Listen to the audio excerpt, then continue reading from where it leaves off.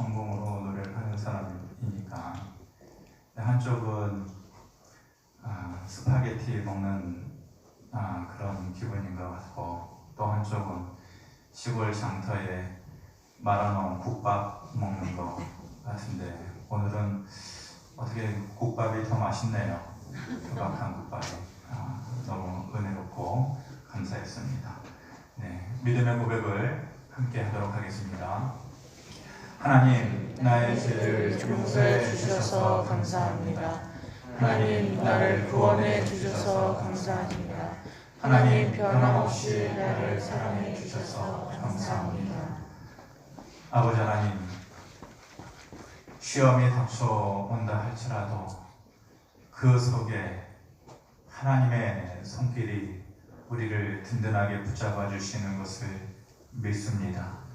우리가 어려움의 소용돌이 가운데 있다 할지라도 하나님의 음성이 우리를 힘있게 하고 두려움을 물러가게 하며 새롭게 해주실 것을 믿습니다. 이 시간에 그 음성을 쫓아 나왔습니다. 말씀하여 주시고 채워지게 하시고 그 말씀으로 인하여서 세상을 이길 수 있는 넉넉함이, 든든함이 있게 하여 주시옵소서. 감사드리며 예수 그리스도의 이름으로 기도하옵나이다. 아멘. 할렐루야. 아멘. 아버지는 그렇게 기다리셨다라는 제목으로 하나님 말씀 나누겠습니다. 지난주에 인생 낚시라는 얘기를 하면서 영화 한 편 소개해드렸었죠. 흐르는 강물처럼 이라는 영화였습니다. 영화 속에 세 인물이 나옵니다. 아버지가 나오고 노먼이라고 하는 큰 아들이 있고 폴이라고 하는 작은 아들이 있습니다. 아버지는 그 이전에는 군인이었죠. 그래서 폐역한 군인의 직업을 전에는 가지고 있었었고, 또 지금은 목사로서의 삶을 살고 있는 그런 분입니다. 두 직업 다 그렇게 썩 부드러운 직업은 아닙니다. 그래서 자식들을 사랑하기는 하는데 표현할 줄 모르는 엄격한 아버지의 모습으로 나옵니다. 큰아들 노먼은 그 아버지의 엄격함이 부담스럽고 힘들지만 그래도 순응하면서 자기만의 인생을 만들어 살아갑니다. 둘째 아들 폴은 아버지의 그 엄격함이 싫어서 무조건적으로 반항하고 또 벗어나려고만 하죠.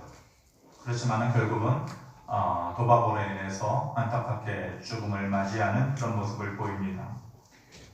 이 말씀을 준비하면서 문득 제가 누가복음 15장을 생각해낸 것입니다. 이 세 인물이, 그 흐르는 강물처럼이라는 영화에서 나오는 이 세 인물이 오늘 우리가 보고자 하는 누가복음 15장의 탕자의 비유에 나오는 아버지와 또 큰아들, 그리고 탕자로 나오는 둘째 아들과 묘하게 그 인물과 성격이 겹쳐 보인다라는 생각을 그때 했었거든요. 그래서 이 설교를 이어서 나중에 해야겠다, 그렇게 마음을 먹었었습니다. 오늘은 영화 이야기는 아니지만 탕자의 비유를 통해서 또 다른 깨달음과 말씀이 주는 새로운 의미를 우리가 새겨보려고 합니다. 흔히 우리가 15장을 얘기할 때 탕자의 비유라고 말을 합니다. 그렇다면 이 이야기의 주인공은 둘째 아들이 맞는가, 탕자가 맞는가 하는 문제죠. 세상의 삶이 좋아서 돈을 받아가지고 아버지를 등지고 배반하고 떠난 아들이죠. 그러다가 자기가 좋아하는 그 세상에서 온통 두드려 맞고 고생하다가 버티지 못하여서 결국은 다시 아버지의 집으로 돌아온 아들입니다. 그런데 왜 이 아들이 주인공이 되어야 되죠? 그 모습이 그렇게 좋은가요? 물론 둘째 아들이 잘못한 것도 있고 또 잘한 것도 있습니다. 잘못한 것은 무엇입니까? 이 둘째 아들이 철이 없다는 것일까요? 세상을 잘 알지 못하면서 뛰어들었던 그 철없는 모습이 잘못일까? 만약 그런 기준과 시각으로 본다면 여기서 그렇지 않을 사람이 얼마나 있겠습니까? 누구나 다 그럴 수 있는 것 아니겠습니까? 그렇다면 세상을 너무 사랑한 것이 잘못일까? 그 질문에 대해서 여러분들 얼마나 자유할 수 있습니까? 누가 뭐라고 할 수 있겠어요? 누구나 다 그럴 수 있는 것입니다. 그렇다면 뭐가 잘못일까? 무엇보다도 아버지의 마음을 모른 거예요. 아버지의 마음을 이해하지 못한 거예요. 돈을 가지고 노래를 부르면서 세상을 향하는 그 아들의 뒷모습을 보면서 뻔히 아픔의 길이라는 것을 알고 있는데 강제로 말리지 못하는 그 아버지의 마음을 이 둘째 아들이 알 리가 없는 것이죠. 떠난 둘째 아들도 아버지의 그런 마음을 몰랐을 것이고 아버지 앞에서는 순응하면서 잘 사는 듯한 남아있는 첫째 아들도 아버지의 마음을 이해하지 못한 것은 매 한 가지예요. 나중에 둘째 아들이 돌아와서 아버지가 잔치를 벌려주고 그 손에 손가락 가락지를 끼워주고 송아지를 잡는 모습을 보면서 뭐라고 합니까? 분노하잖아요. 왜 분노합니까? 이런 말을 하죠. 아버지, 저에게는 제 주변의 친구들도 많은데 염소 새끼 한 마리라도 잡아주면서 제 친구들 앞에서 제 위신을 좀 높여줘 본 적이 있으세요? 저한테 뭔가 보여줘 본 적이 있으세요? 그런데 저놈은 나가서 아버지 돈 다 잃고 그렇게 거렁뱅이처럼 돌아왔는데 뭐하러 그렇게 잘해줍니까? 그때 아버지가 뭐라고 합니까? 얘야, 너는 항상 내 곁에 있는 것이고 내가 가진 것이 다 너의 것인데 너의 동생은 죽었다가 다시 살아난 것과 같으니 내가 기뻐하고 즐거워한 것이 당연한 것 아니겠느냐라고 말을 하죠. 그런데 큰아들은 그 아버지의 마음을 알지 못하는, 이해하지 못하는 것이죠. 두 아들 다 아버지의 그 마음을 이해하지 못하는 것입니다. 그런데 이 둘째 아들이 그 중에 잘한 것도 있습니다. 돈이 있을 때 사람들이 가까이 하다가 돈을 다 쓰고 나니까 그 사람들이 먼지처럼 다 사라져버리는 것이죠. 원래 다 그런 것 아니겠습니까? 돈은 없고 도와줄 사람이 없을 때에 그때서야 비로소 자기의 행동을 뉘우치게 되는 것이죠. 아버지의 집에 돌아가서 전처럼 아들처럼 살지는 못해도 비록 종이 된다고 할지라도 다시 아버지의 집에 돌아가리라. 그렇게 자기 자신을 한껏 낮춥니다. 그리고 아버지에게 가서 용서를 구합니다. 사람이 가난해지고 겸손해지면 그때서야 용서를 구하게 되는 것 같아요. 그런데 그 일 또한 쉽지 않은 겁니다. 사람들은 고집스럽거든요. 한껏 낮아지고 더 내려갈 것이 없어도 끝까지 그 자리에서 자기의 고집으로 끝까지 삶을 마감하는 사람들도 얼마든지 있는 것입니다. 그에 비해서 둘째 아들은 다른 것이죠. 자신을 돌아보는 일도 사실은 어렵고 자기 자신을 낮추는 일도 어렵고 그래서 남에게 용서를 구하는 일은 더욱더 어려운 것입니다. 그런데 그 일을 이 둘째 아들이, 이 철없는 둘째 아들이 했으니까 희망이 있는 거죠. 싹수가 있는 것입니다. 여러분, 싹수가 노랗다, 싹수 있는 놈, 싹수가 나쁜 말이 아니에요. 이 싹수라는 말이 어떤 일이나 사람이 앞으로 잘 되어질 것 같은 낌새나 조짐이 있다, 그런 뜻이거든요. 근데 그것조차 찾아보기 힘든 사람들이 많이 있는 거예요. 그거에 비하면 이 둘째 아들이 잘한 거죠. 하지만 아무리 둘째 아들이 잘한 것이 있다고 할지라도 당연히 이 이야기의 주인공은 둘째 아들이 아니에요. 주인공은 아버지. 그러므로 이 이야기를 우리가 들으면서 누구라도 그 주인공인 아버지의 마음을 이해해야만 하는 것이죠. 그래야 이 말씀을 제대로 듣고 여러분들이 돌아가는 것입니다. 24절에 이렇게 말씀합니다. 같이 한번 보겠습니다. 시작. 이 내 아들은 죽었다가 다시 살아났으며 내가 잃었다가 다시 얻었노라 하니 그들이 즐거워하더라. 화면이 다음부터는 저걸로 해주시 마시고 바꿔주세요. 그래야지 잘 보입니다. 아버지의 마음은 이 둘째 아들이 세상에서 자기 마음대로 살아가는 것이 죽는 것처럼 보였던 거예요. 그 아버지의 눈에 그렇게 보였던 거예요. 그런데 이 못된 아들이 돌아온 모습을 보면서 다시 살아서 돌아오는 것과 같은 그런 마음이었다라는 것이죠. 이게 아버지의 마음이죠. 17절을 보면 둘째 아들이 집으로 돌아온 이유에 대해서 설명을 해주고 있어요. 17절, 이에 스스로 돌이켜 이르되 내 아버지에게는 양식이 풍족한 품꾼이 얼마나 많은가, 나는 여기서 줄여 죽는구나 라고 말을 합니다. 돈 다 잃고 사람 떠나고 돼지가 먹는 그 음식을 먹으면서 스스로 돌이키게 되었다라는 것이죠. 이 말이 자기 스스로 깨닫고 돌아가겠다고 결정을 했다는 것인가, 그 철없는 둘째 아들이 자기 스스로 깨닫고 나 돌아가야지 그렇게 결정했다는 의미인가? 그게 아니에요. 17절에 스스로 돌이켜라는 말이 원문에는 좀 다르게 나오죠. 그 원문에 가깝게 해석을 해놓은 영어 성경을 보면은 그 부분을 이렇게 얘기하고 있어요. Come to himself, 이렇게 얘기를 하고 있어요. 직역을 하면은 자기 자신에게로 돌아오게 되었다라는 것이죠. 원래의 깊은 의미는 뭐냐면은 그때서야 비로소 정신을 차렸다는 거예요. 스스로 깨달아서 돌아가야지 한 게 아니라 문득 그때서야 번개를 맞은 듯이 비로소 정신을 차렸다라는 것이죠. 둘째 아들이 집을 나가서 허랑방탕하게 살았던 것은 정신이 나갔었다는 거예요. 그리고 온갖 고생을 다 하고 나서야 이제야 제 정신이 돌아왔다는 것이죠.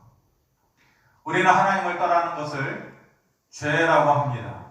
그 죄라고 하는 원문의 원어적인 말은 관역을 비껴나가다라는 뜻이에요.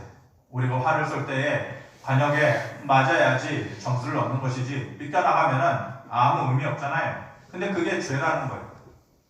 관역을 벗어난 화살은 의미 없어요. 하나님을 벗어난 인생은 의미가 없다라는 것이에요. 그리고 그런 삶이라는 것은 제정신이 아니라는 말과 똑같다는 것이에요. 그런 상태로 계속해서 간다면 그 사람은 망가지게 되어져 있는 것입니다. 그러므로 그렇게 살다가도 제정신이 아닌 상태로 살다가도 어느 순간에 이 둘째 아들처럼 제정신으로 돌아오는 때가 있어야만 하는 것이에요.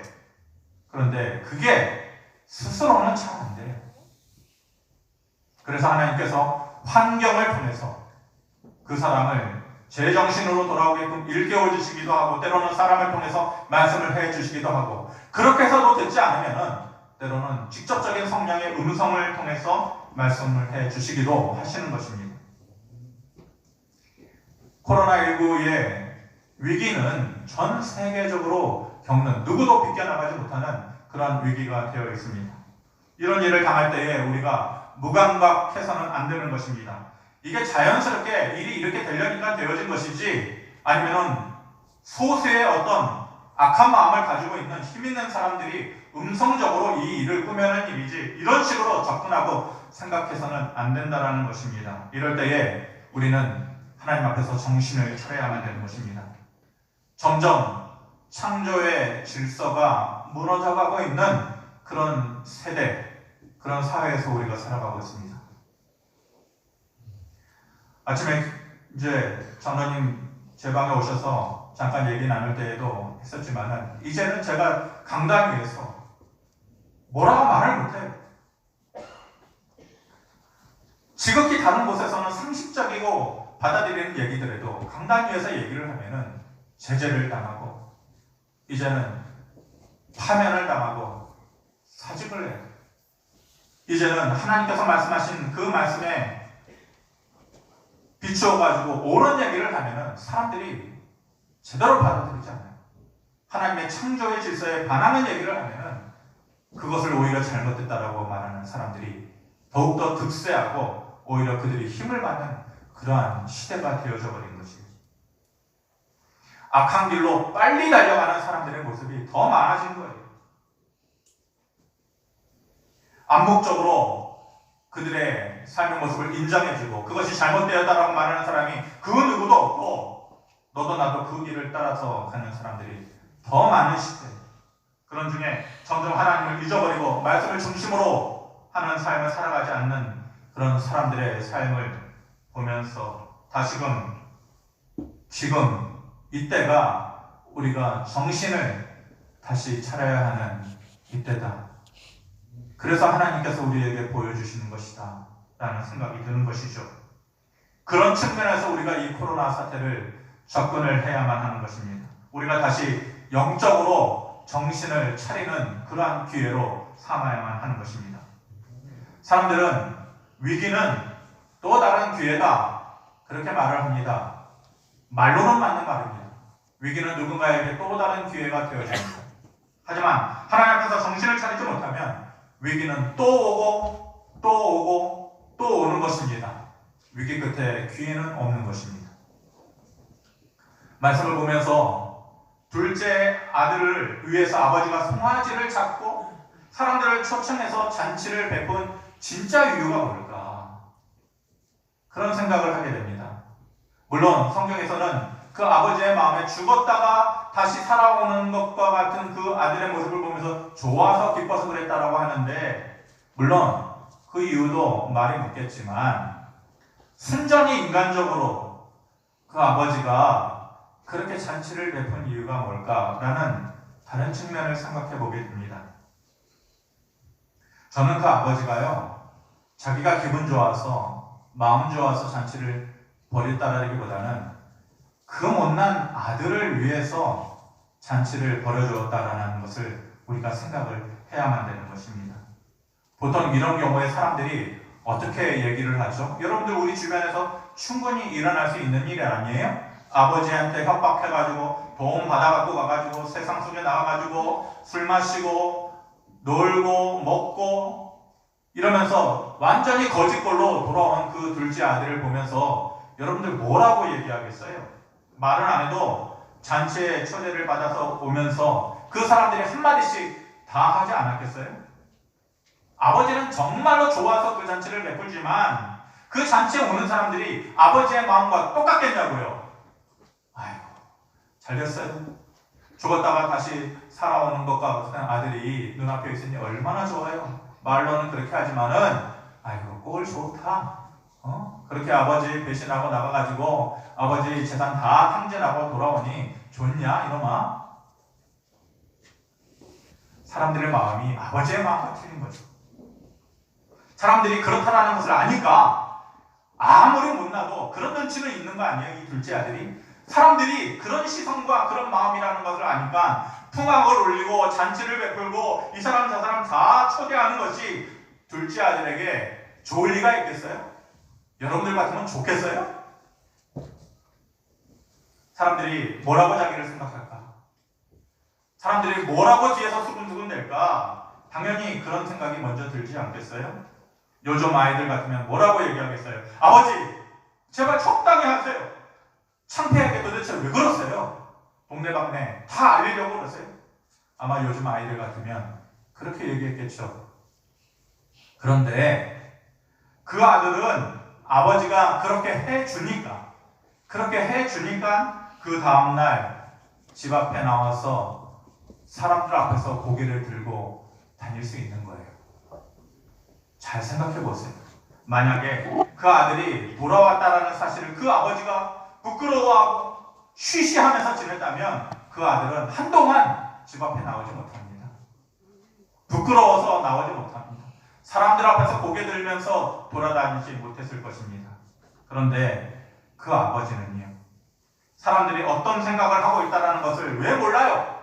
다 알고 있으면서도 모든 것을 아낌없이 그들 앞에서 베풀어 준 것입니다. 그러면서 아들이 부끄러워해야 할 그 다음날의 순간, 아들이 부끄러워해야 하는 그 다음날의 마음을 이 아버지가 그 잔치를 통해서 대신 지워준 것이에요. 그래서 아버지의 마음은 늘 더 깊은 거예요. 자식들의 마음보다도 더 깊고 어떤 사람들의 마음보다도 더 깊은 거예요. 이사야 45장 17절에 이렇게 말씀합니다. 이스라엘은 여호와께 구원을 받아 영원한 구원을 얻으리니 너희가 영원히 부끄러움을 당하거나 욕을 받지 아니하리로다. 못난 이스라엘이죠. 하나님 앞에는 마치 탕자처럼 늘 그렇게 행동하고 삶을 살아가는 이스라엘 아닙니까? 그는 그들을 향해서 부끄러움을 대신 져주시는 아버지 하나님의 모습으로 다시금 다가오시는 거예요. 다시는 너희에게 부끄러움이 없을 것이다 말씀하시는 것이죠. 어떨 때는 대신 아파하게 해주고, 어떨 때는 부끄러운 자리에 대신해서 서주고, 어떨 때는 자기의 것이라도 뽑아서 대신 그 자리를 메꾸어 주는 것이 아버지의 마음인 것입니다. 누가복음 15장 20절, 이 말씀이 가장 마음에 남습니다. 여러분들 잘 보이시는지 모르겠는데 한번 읽어보겠습니다. 시작. 이에 일어나서 아버지께로 돌아가니라. 아직도 거리 위에 있는 아버지가 그를 보고 측은히 여겨 달려가 복을 얻고 힘을 갖추니. 아직도 거리가 먼데 마치 시처럼 들리죠. 아직도 거리는 먼데 그림이 연상되지 않습니까? 아직도 멀리 있는데 언덕 위에 올라가서 저 멀리서 터벅터벅 다가오는 희미하지만 알아요. 아버지의 눈은 600만 불의 사나이의 눈이죠. 그 순간만큼 보이는 거죠. 너덜너덜해져가지고 터벅터벅 올라오는 그 아들의 모습을 보는데 아직도 거리는 먼데 아버지의 마음은 이미 그 앞에 나가 있는 것이죠. 왜 그래요? 그렇게 아버지는 늘 기다려왔던 거예요. 오늘 이 말씀은 그 아버지가 하나님 아버지라는 것을 네가 좀 알아라 라고 얘기를 하시는 것이죠. 예화를 하나 들고 말씀을 정리를 하겠습니다. 전 경북대 총장이었던 박찬석 교수라고 있습니다. 화면에 보이는 저분입니다. 고향이 경남 산청이라고 합니다. 지금은 어떤지 모르겠지만 그 당시에는 너무나도 가난했던 곳이었다고 합니다. 그러니까 이 아버지가 이 자기 자신은 배우지 못했기 때문에 이 찬석이라도 어떻게 될지 가르쳐야지, 배워야지 해가지고 도시로 보낸 거예요. 대구로 보낸 거예요.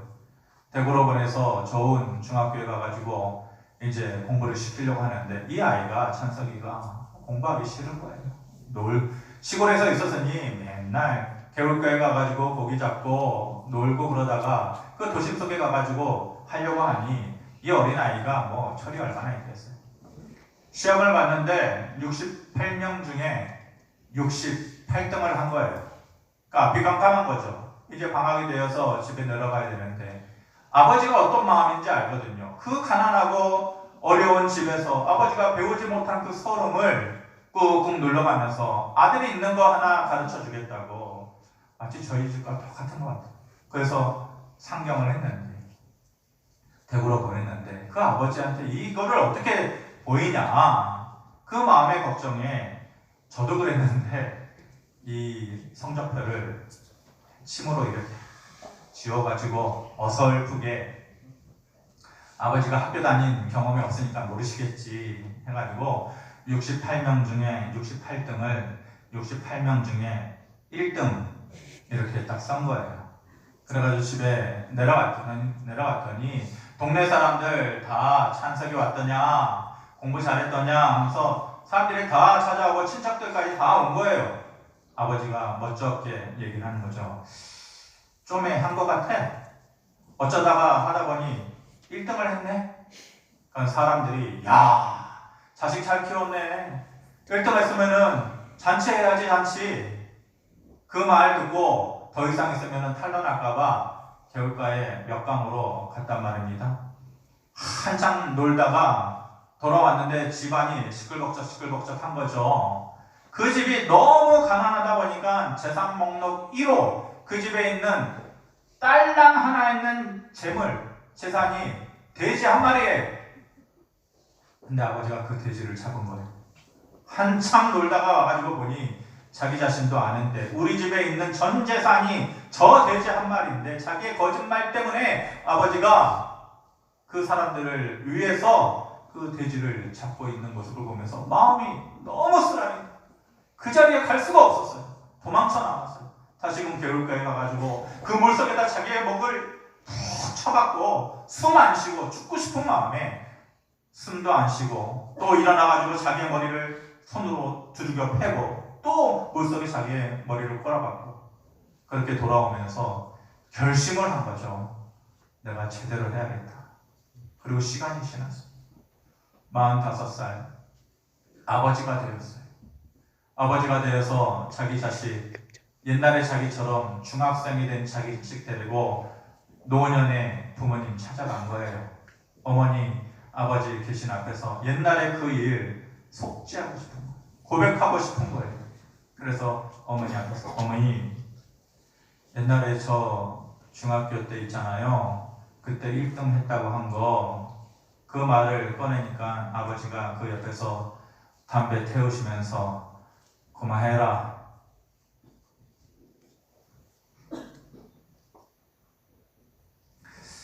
이 영상이 어저께 제가 영상이 있더라고요. 그 영상을 보면서 제가 참 많이 울었어요. 그래가지고 영상을 보여줄까 그냥 제가 말로 설명하면 또 그럴 것 같아가지고 안 울어야지 이제 마음을 이제 먹었었는데 네 아버지가 그렇게 얘기하는 고마해라 다 안다 아 들을라 딱 3마디 아 들을라 고마해라 다 안다. 아버지가 다 알고 계셨던 거죠. 그렇게 아버지는 40년이라는 시간을 그 자식을 위해서 기다려 오셨던 거예요.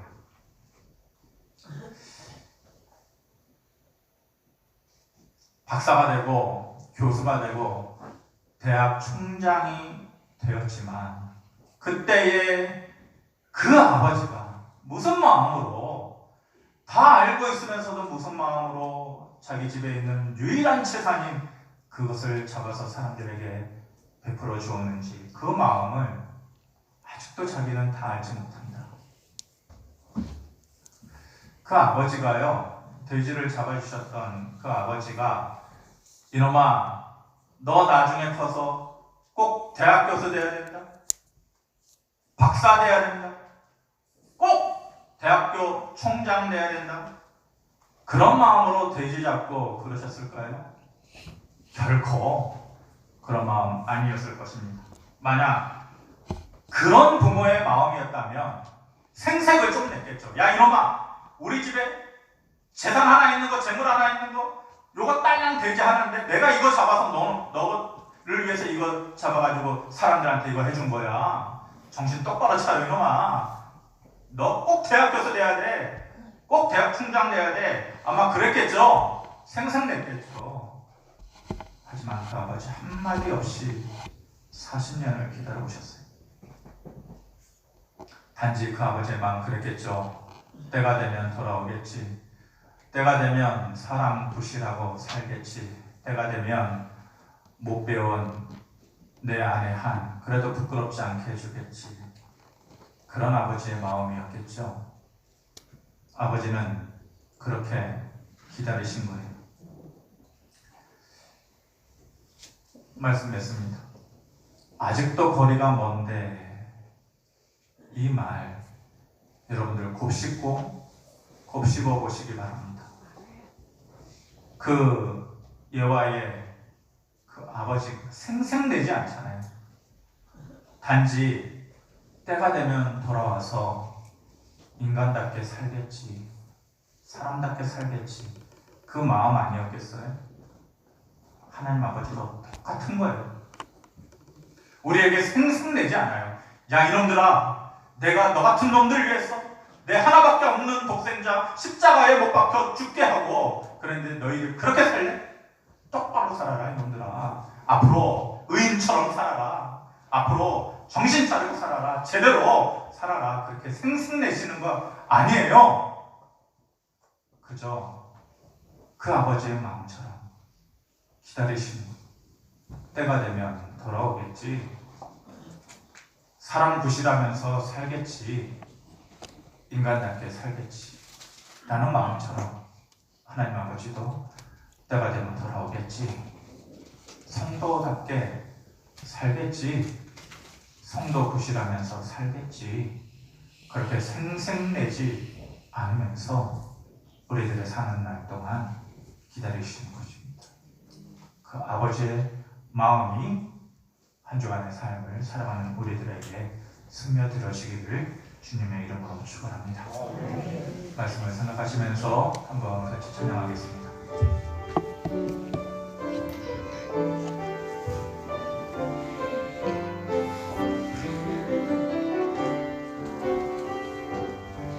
아버지 사랑, 아버지 사랑 내가 노래해, 아버지 은혜 내가 노래해, 그 사랑 변함없으시, 거짓없으시, 성실하신 그 사랑, 상할 때 꺾지 않으시니, 꺼져가는 등불 끄지 않는 그 사랑 변함없으시, 거짓없으시, 성실하신 그 사랑, 사랑, 그 사랑, 날 위해 죽으신, 날 위해 다시 사신 예수 그리스도, 다시 오실 그 사랑, 죽음도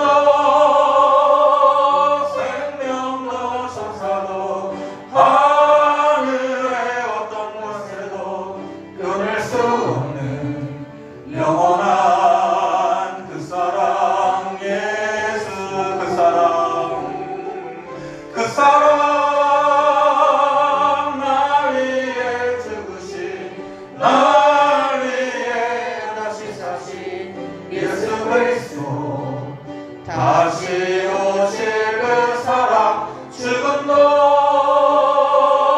생명도 천사도 하늘의 어떤 곳에도 끊을 수 없는 영원한 그 사랑, 예수.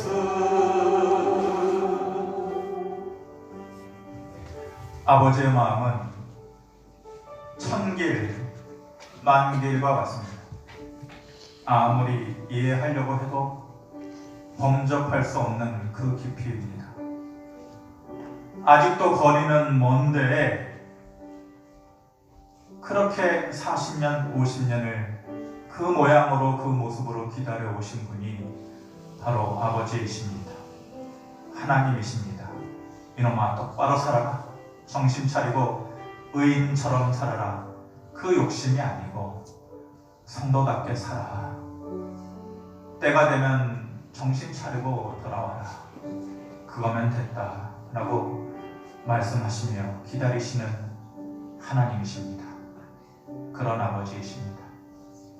다시 그 아버지를 만나고 그 아버지의 손을 붙잡고 동행하기를 원합니다. 그렇게 되게 하여 주시옵소서. 예수님의 이름으로 기도합니다. 아멘. 준비하면